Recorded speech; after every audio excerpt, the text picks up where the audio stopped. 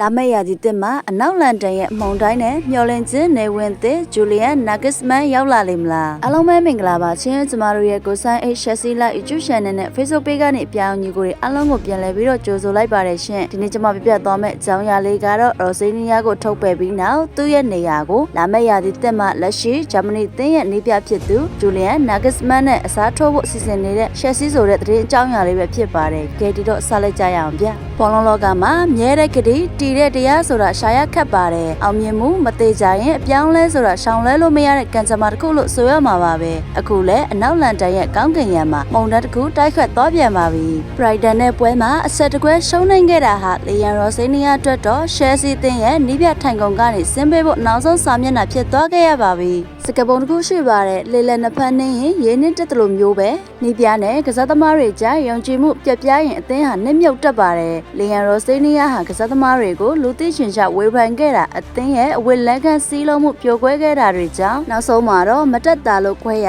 မကွဲတာလို့တွဲရတဲ့တန်ရောစင်ကိုအဆုံးသတ်ခဲ့လိုက်ရပါပြီဒါပေမဲ့မှုန်တိုင်းအပြီးမှာပရိသတ်တွေကိုလေပြေသွေးဖို့ရှယ်ဆီအသင်းကြီးကဲတွေပြင်ဆင်နေကြပါပြီအခုလူပြောများဆုံးနဲ့ပရိသတ်တွေမျှော်လင့်ချက်အထားဆုံးနာမည်ကတော့ဂျူလီယန်နာဂစ်မန်ပါပဲနီးပြလောကရဲ့ပါရမီရှင်လို့တင်စားကြတဲ့နာဂစ်မန်ဟာရှယ်ဆီအတွက်တော့အသေးဆက်မဟုတ်ပါဘူး2023တုန်းကလည်းလက်တကန်းလို့အထိနှိစက်ခဲ့မှုတဲ့ရေဆက်ဟောင်းကြီးလို့ပြောမှာပါပဲဒါကြောင့်အရှုံးဟာဖြစ်ပြောရရင်ဂျာမနီလက်ရဲစင်အသင်းကိုဂိုင်းတွယ်နေတဲ့နာဂစ်မန်ရဲ့နီးပြူဟာတွေအသင်းကိုပုံဖော်နိုင်စွမ်းတွေဟာရှယ်ဆီရဲ့အနာဂတ်အတွက်အကောင်းဆုံးစိတ်တစ်ခတ်ဖြစ်လာနိုင်မလားအမောင်ဆုံးညဟာလက်ထွက်ဖို့အနည်းဆက်ဆုံးအချိန်ဆိုသလိုပဲရလက်တွေဆိုးရွားနေတဲ့ရှယ်ဆီအတွက်နာဂစ်မန်ဟာအလင်းအောင်ဖြစ်လာနိုင်မလားဆိုတာကတော့စိတ်ဝင်စားစရာအချက်ဖြစ်လာနိုင်ပါကြောင်းပြောရင်ဒီဗီဒီယိုလေးကိုအဆုံးသတ်လိုက်ပါတယ်ရှင်အပြာရောင်ကြီးကိုတို့တွေအနေနဲ့ကရောလာမယ့်ရာသီသစ်မှာဂျူလီယန်နာဂစ်မန်တယောက်ရှယ်ဆီကိုရောက်လာနိုင်သလားဒါမှမဟုတ်ဘယ်နည်းပြကိုအသင်းကိုရောက်စေချင်ကြလဲဆိုတာကိုယ့်ရဲ့အမြင်နဲ့ထင်မြင်ယူဆချက်လေးတွေကိုအောက်က comment box ထဲမှာဝင်ရောက်ဆွေးနွေးရေးသားပေးခဲ့ကြပါအောင်ရှင်ကျမတို့ရဲ့ကိုဆိုင်အိတ်ရှယ်ဆီလိုက် YouTube Channel နဲ့ Facebook Page မှာနေ့စဉ်ရှယ်ဆီသတင်းနဲ့ပွဲကြိုပွဲပြီးသုံးသက်ချက်လေးကိုတင်ဆက်ပေးတော့မှာမလို့